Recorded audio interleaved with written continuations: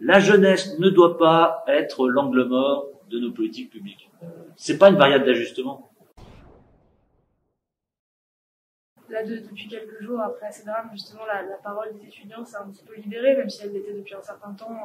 Disons qu'ils sont enfin écoutés dans un cadre national. Qu'est-ce que vous en pensez? Est-ce que ça vous fait du bien, vous, en tant qu'universitaire, qu'on soit enfin entendus, non? Oui, ce qui me réconforte dans ce moment difficile, c'est de voir votre mobilisation.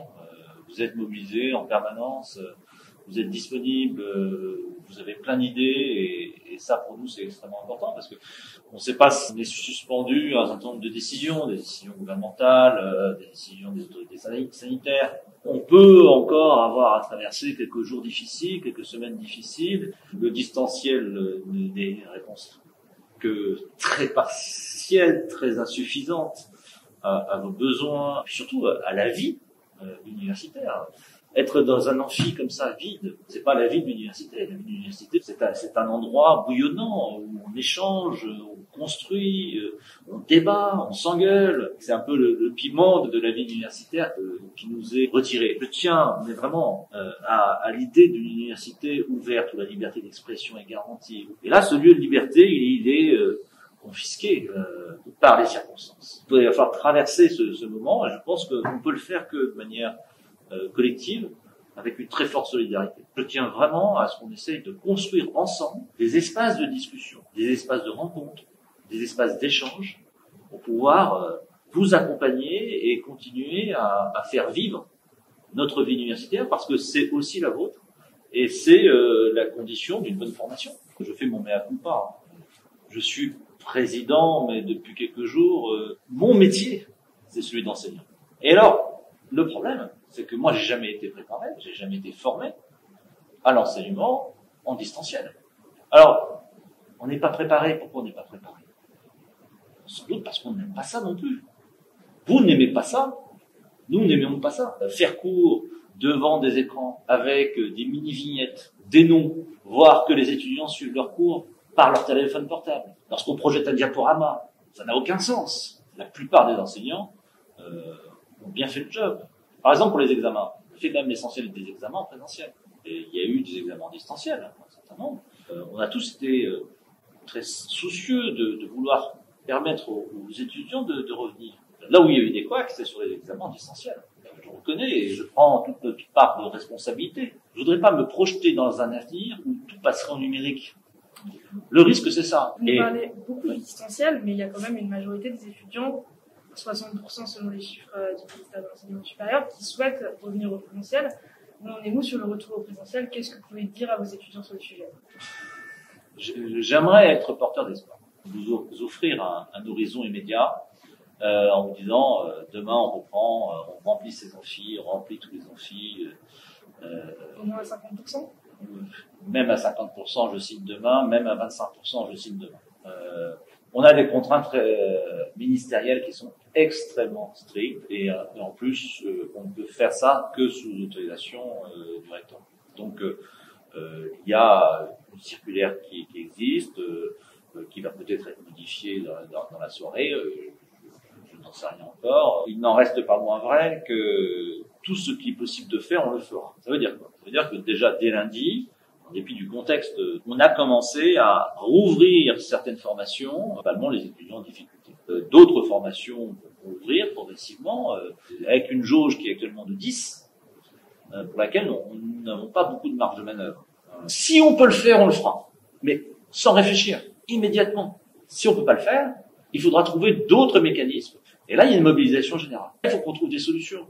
De la même manière, lorsqu'on envoie un message à l'université, parfois on ne sait pas à qui l'adresser. Ça se perd dans les méandres de l'administration. Ce sont des points sur lesquels on peut travailler immédiatement, on peut apporter des réponses immédiates à ça. Et puis, vous le savez, j'ai proposé quand même pendant la campagne quelque chose que je crois beaucoup à ce conseil consultatif étudiant qui viendrait réunir un certain nombre d'étudiants et qui serait une force de proposition permanente pour l'université, pour les équipes, pour les composantes, qui permettrait aussi de faire remonter les problèmes de la communauté étudiante de manière plus directe et plus officielle. Ce sera un lieu de débat et un lieu de proposition. puis étudiant, c'est un très beau mot. Ça représente en plus notre avenir. Donc moi, je suis très attaché à cette expression-là. Vous dites du coup qu'on représente l'avenir. Pourtant, on a été laissé à l'abandon par vous, hein, puisque vous venez d'arriver, mais par l'État en général depuis quand même presque un an. Qu'est-ce que vous avez à dire à tous ces étudiants qui vous regardent, que ce soit les vôtres ou que ce soit d'autres étudiants d'autres universités françaises? Je le comprends parfaitement. Ces derniers jours, vous avez vu, je me suis très investi dans les médias pour tirer la sonnette d'alarme, pour crier votre inquiétude. C'est pas pour moi que je le faisais, c'était vraiment pour vous, en disant attention, la jeunesse ne doit pas être l'angle mort de nos politiques publiques. C'est pas une variable d'ajustement. Ça doit être le cœur même de notre action. Et surtout que vous êtes plein de ressources. Et c'est pas la démagogie. On l'a vu pendant le confinement, le premier confinement, vous avez pris des initiatives. Vous êtes venus relayer les défaillances du système social. Avec la création de ces épiceries solidaires, pas qu'ici qu'à Lyon 3, partout, dans toutes les universités, les étudiants se sont mobilisés pour se prendre en charge, pour maintenir ce lien social. Donc je crois qu'on a une énorme responsabilité à l'égard de notre jeunesse. Il faudrait pas que cette angoisse se transforme en colère. Donc c'est pas déjà ce qui est en train de se passer en ce moment. Eh ben c'est pour ça que j'ai pris l'initiative d'aller de l'avant et d'alerter en disant attention, il y a une inquiétude profonde. Il faut prendre très au sérieux ce sujet-là. La jeunesse ne s'épuise pas dans la vie universitaire. Il faut penser ça globalement. Et le système universitaire reste aussi un lieu qui est relativement paupérisé aujourd'hui. Il y a eu des investissements qui ont été faits, mais qui restent encore très insuffisants et pas à la hauteur de l'ambition de la jeunesse et de notre avenir. Parce que c'est vous qui serez aux commandes dans quelques années. On a besoin de vous. Vous dites justement que tous les jeunes ne sont pas dans le système universitaire. Il y a des jeunes qui sont dans des classes prépa, dans des BTS, et eux, ils continuent à avoir cours. Vous comprenez donc cette incompréhension des jeunes face à leurs camarades qui, eux, ont cours, des amis, parfois même des colocataires qui vivent sous le même toit. On n'est pas à une incohérence près. Je comprends votre incompréhension et je ne comprends pas cette décision.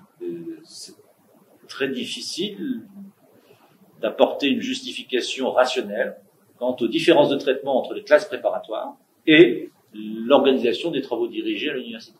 Dans une université comme celle-là, qui est extrêmement grande, on aurait quand même un certain nombre de ressources matérielles pour pouvoir vous accueillir. La décision n'a pas été celle-là.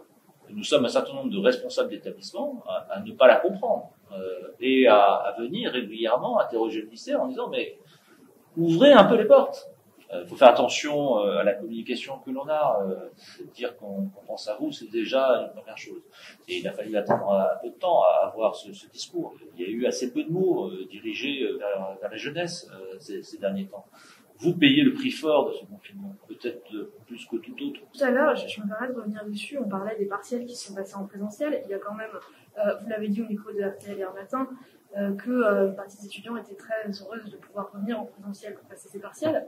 Il y a tout de même une incompréhension d'une grande partie de la communauté étudiante du fait d'avoir fait des cours en distanciel, mais d'être jugé sur les mêmes modalités que si on avait été en cours en présentiel.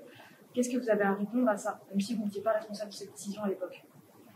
Il y avait une possibilité qui nous était offerte par le cadre réglementaire pour faire permettre aux étudiants de venir passer les examens en présentiel.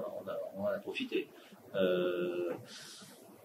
Moi, je suis partisan de rouvrir largement et de rouvrir au maximum. Voilà.